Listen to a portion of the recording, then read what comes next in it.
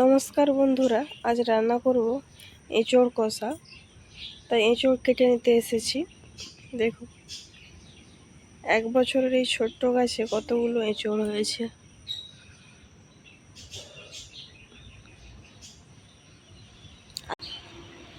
এঁচোড় কেটে নিয়েছি।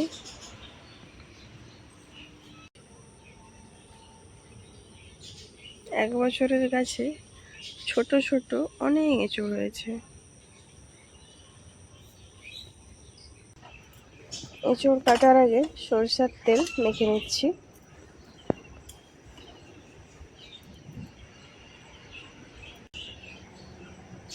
এঁচোড় কেটে নিচ্ছি।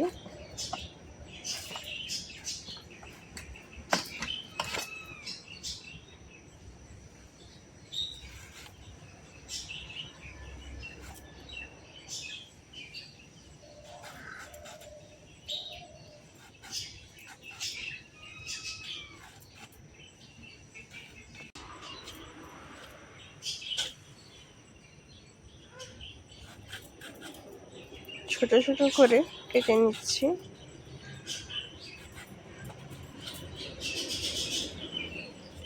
কাটা হয়ে গেছে। এবার খবর কাগজে আঠাগুলো মুছে নিচ্ছি।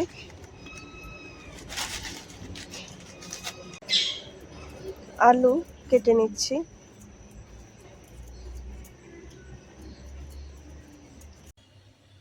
এঁচোড় আলু ধুয়ে নিয়েছি, এবার সেদ্ধ করে নেব।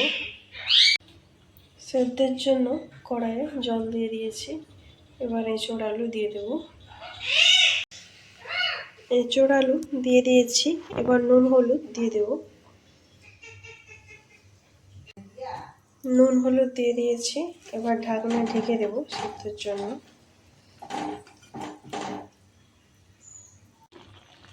আলু এঁচোড় সেদ্ধ হয়ে গেছে, এবার নামিয়ে নেব। এঁচোড় আলু ভাজার জন্য গ্যাসে কড়াই বসিয়ে দিয়েছি। কড়াইয়ে তেল দিয়ে দিচ্ছি।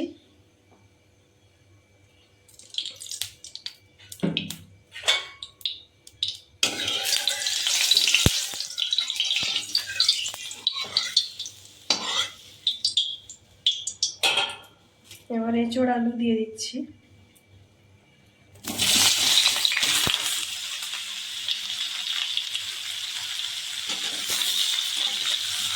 এঁচোড় আলু ভালো করে ভেজে নেব।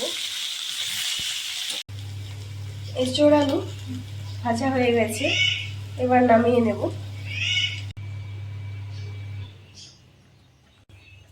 এঁচোড় কষা রান্নার জন্য কড়াইয়ে তেল দিয়ে দিচ্ছি।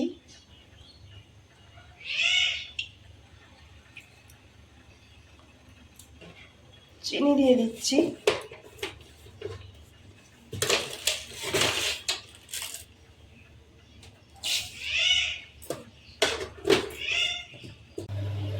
পেঁয়াজ দিয়ে দিচ্ছি।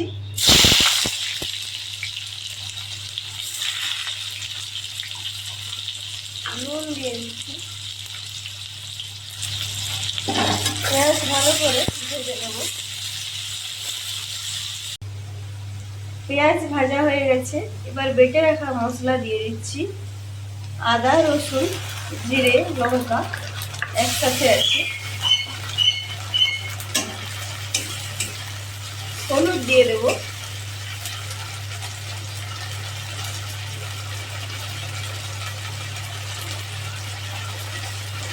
মশলা একসাথে ভালো করে কষিয়ে নেব। টমেটো দিয়ে দিচ্ছি।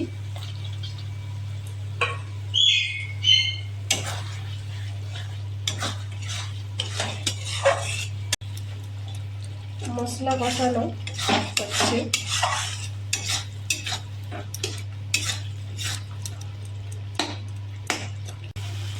মশলা থেকে তেল ছেড়ে দিয়েছে, কষানো হয়ে গেছে। এবার ভেজে রাখা এঁচোড় আলু দিয়ে দেব।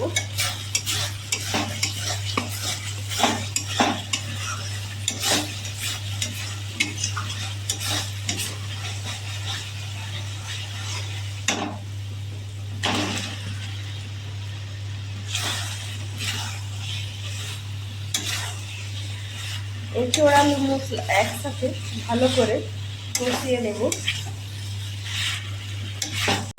নুন দিয়ে দিচ্ছি,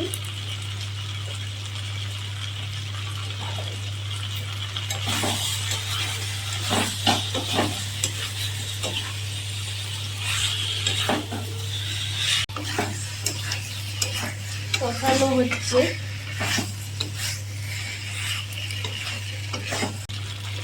কষানো হয়ে গেছে, এবার জল দিয়ে দিচ্ছি।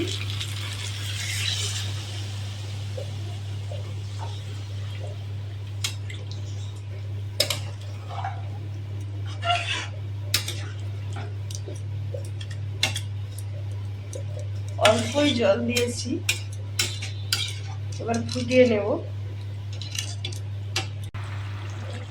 রান্না হয়ে গেছে, এবার গরম মশলার গুঁড়ো দিয়ে দিচ্ছি।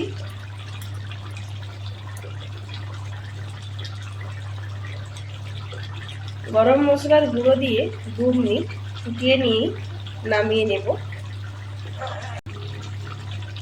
রান্না হয়ে গেছে, এবার নামিয়ে নেব। এইভাবে একবার এঁচোড় রান্না করে দেখো, খেতে খুব ভালো লাগবে।